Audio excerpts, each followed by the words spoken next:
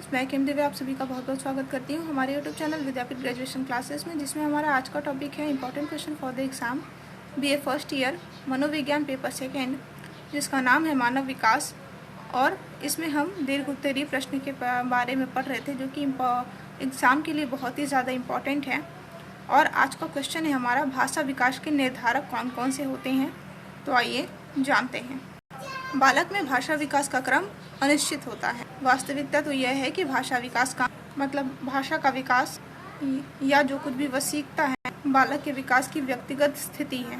प्रायः मानसिक दृष्टि से तीव्र बुद्धि के बालक दूसरे बालकों से शीघ्र और शुद्ध उच्चारण करना सीख जाते हैं, और जो तीव्र कुशाग्र बुद्धि के बालक होते हैं वे बड़े बड़े वाक्यों का भी प्रयोग करना सीख जाते हैं, जबकि हम उम्र के इसके विपरीत के बालक भाषा देर से सीखते हैं। भाषा विकास व्यक्तिगत अवस्थाओं तथा मानसिकता पर निर्भर करता है। जिस बालक में उपयुक्त परिस्थितियां अनुकूल रही हैं वे शीघ्र भाषा सीख जाते हैं। यहाँ भाषा विकास को प्रभावित करने वाले कौन कौन से कारक हैं अब वो बताएंगे। इसमें पहले नंबर पर है परिपक्वता। बालकों के भाषा विकास में स्वर यंत्रों की परिपक्वता भी बहुत आवश्यक होती है। यदि बालकों में परिपक्वता की कमी हो तो चाहे कितना भी प्रयास कर लिया जाए, परंतु बालक बड़े वाक्य का प्रयोग नहीं कर पाएगा और ना ही भाषा जो भी वो बोल रहा है उसमें शुद्धता ला पाएगा। अतः कथन ये है कि बालक जो परिपक्व होता जाता है वैसे वैसे ही उसके अंदर भाषा का विकास होता जाता है। दूसरे नंबर पर है सीखना और अनुकरण करना। बालक को सीखने तथा अनुकरण करने के लिए उचित वातावरण की आवश्यकता होती है। कहने का तात्पर्य यह है कि जैसा वातावरण मिलेगा बच्चा वैसा ही सीखेगा और वैसा ही व्यक्त भी करेगा। यह उस प्रकार की भाषा को सीख सकता है अथवा अनुकरण कर सकता है जो भाषा उसके पास पड़ोस परिवार में बोला जाता है।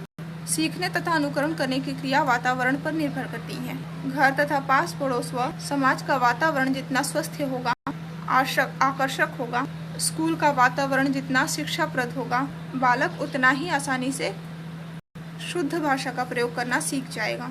प्रायः बच्चा आस पड़ोस के बालकों के साथ खेलते खेलते अपने शब्द भंडार को विकसित कर लेता है और अपने सहपाठियों से सुनकर बोलना सीख जाता है। यह उसके वातावरण पर आधारित होता है। तीसरा है प्रेरणा। भाषा के विकास में प्रेरणा अथवा प्रलोभन के महत्व को नहीं भुलाया जा सकता।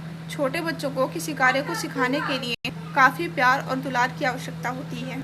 बालकों के साथ कठोरता का व्यवहार उनकी मानसिकता पर बुरा प्रभाव पड़ता है तथा वे दब्बू बन जाते हैं। माता पिता तथा शिक्षकों को इस प्रकार प्यार से भरा हुआ प्रोत्साहन तथा ऐसा वातावरण उत्पन्न करना चाहिए कि बालक स्वयं किसी बात को सीखने के लिए तत्पर हो सके। जिस काम को कठोर नियंत्रण से नहीं कराया जा सकता, उस काम को बालक प्रेरणा तथा प्रलोभन से सीख सकते हैं। चौथा है शब्द साहचर्य। बालकों में शब्द तथा अनेक अर्थ को समझा प्रयोग करने की प्रवृत्ति का विकास देर से धीरे धीरे होता है। कभी कभी वह शब्द जानता है पर अर्थ नहीं जानता, इसलिए ऐसी दशा में वह किसी शब्द के प्रयोग से घबरा जाता है। वह बार बार किसी वस्तु को देखकर समझ जाता है वह अमुक वस्तु है और फिर बिना शिक्षक के उसका प्रयोग शुरू कर देता है। भाषा को प्रभावित करने वाला पांचवा कारक है बुद्धि। भाषा विकास को प्रभावित करने वाले तत्वों में बुद्धि का प्रमुख स्थान है। बुद्धि एक आंतरिक तत्व है और ये जन्मजात होती है।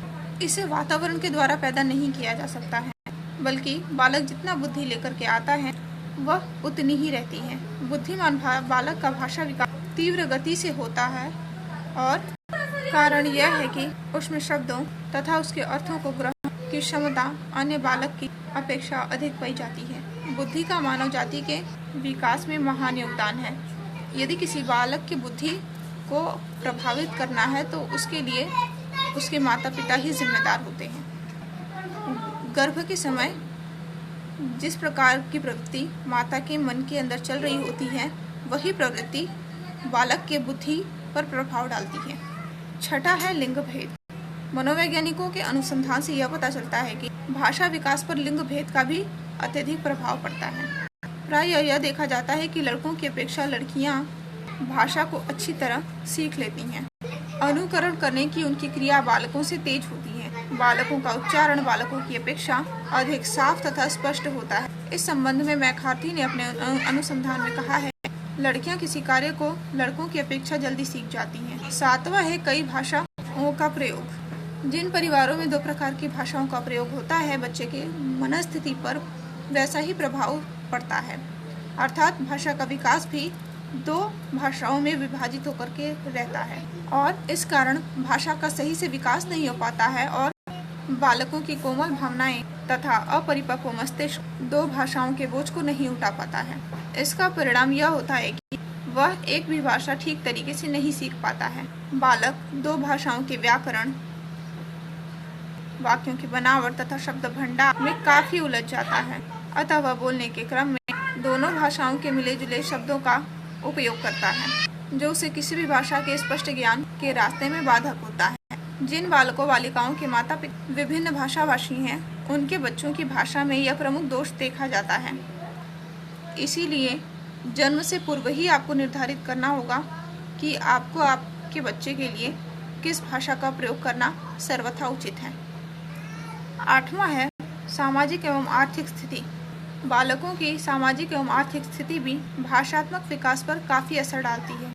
जिन बालकों के परिवारों की सामाजिक एवं आर्थिक स्थिति अच्छी होती है, निसंदेह वहाँ बालकों के भाषा विकास शीघ्र होता है। ऐसे संपन्न परिवार में पैदा होने वाले बालकों का शब्दकोश भी अच्छा होता है। अगर इसके निष्कर्ष की बात करें तो बालक के भाषा विकास की अवस्थाओं, भाषा विकास को प्रभावित करने वाले कारक का अध्ययन करने से पता चलता है कि यह एक नैसर्गिक क्रिया न होकर के बालक की मानसिक परिपक्वता उसके वातावरण तथा वंशानुक्रम से प्रभावित होती है। भाषा का जीवन में कितना महत्व है यह छिपा नहीं है।